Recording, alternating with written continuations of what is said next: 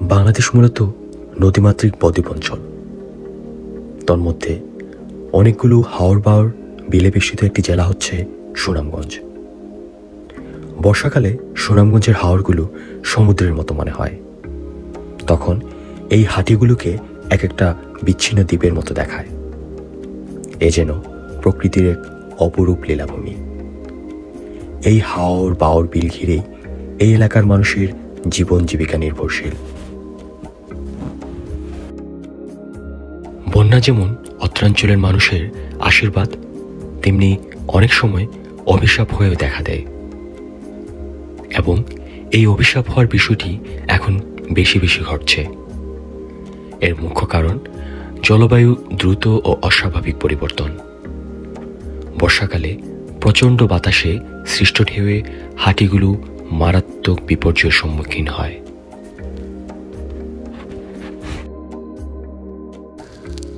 German সরকারের ইকি small grants প্রোগ্রামের অর্থায়নে GIZ এর সার্বিক তত্ত্বাবধানে CEGIS এর কারিগরি সহায়তায় পল্লী কর্মসহায়ক ফাউন্ডেশন PKSF কর্তৃক বাস্তবায়নাধীন climate resilient infrastructure for sustainable community life in the haor region of Bangladesh প্রকল্পনাধীন সুনামগঞ্জ জেলার দিরাই উপজেলার সরমঙ্গল ইউনিয়নের জারুলিয়া গ্রামে হাটি সুরক্ষার কাজটি friends in village development Bangladesh FIVDB সম্পাদন করছে।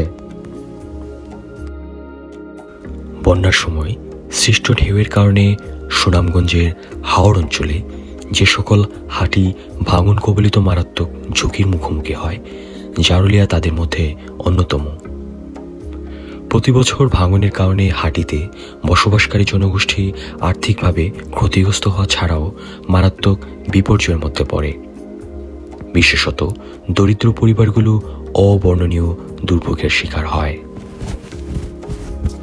প্রত্যেকটা বাড়িরই বান্ধা রাখতে গেলে বাঁশ এবং বস্তা লাগাইয়া প্রতি বছরে 25-30 হাজার টাকা খরচ হয়ে যায়।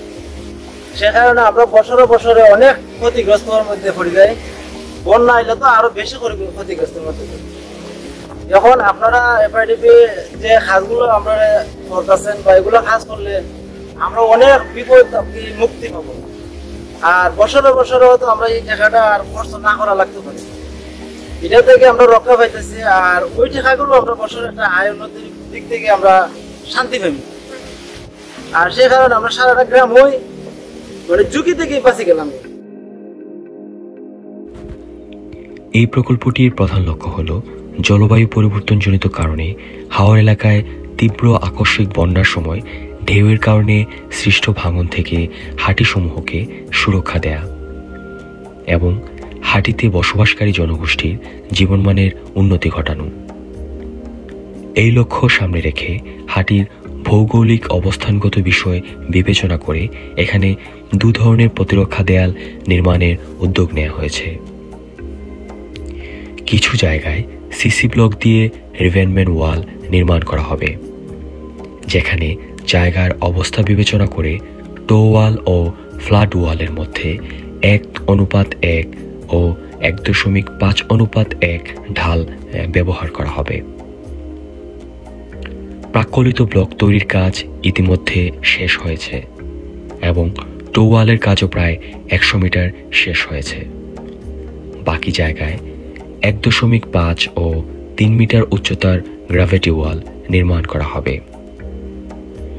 তন্মধ্যে জারুলিয়া প্রাথমিক বিদ্যালয়ের সামনে 3 মিটার উচ্চতার ওয়ালটি নির্মাণ করে কমিউনিটি স্পেসের জন্য মাটি ভরাটের কাজ করা হয়েছে, যাতে বিদ্যালয়ের মাঠটি বড় হয়েছে, ছাত্রছাত্রীদের সারা বছর খেলাধুলা, পিটি ও চলাফেরায় সুবিধা হবে।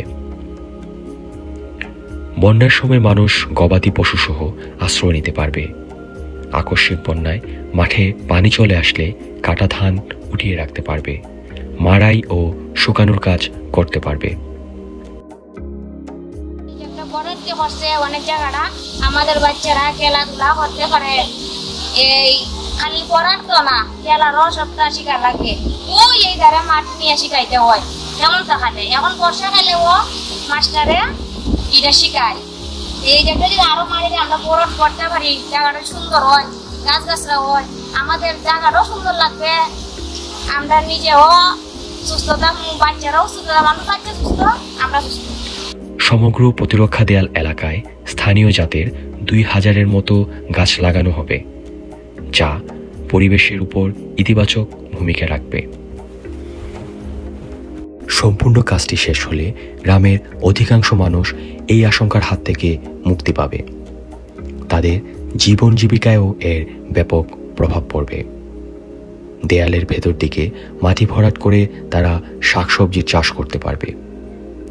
বাঁধের কারণে যে অর্থের সাশ্রয় হবে, সেই অর্থ তারা ছেলে মেয়েদের লেখাপড়া, চিকিৎসা, কৃষি, মাছ শিকার, ঘরদোর সংস্কার ইত্যাদি জরুরি ও প্রয়োজনীয় কাজে ব্যয় করতে পারবে।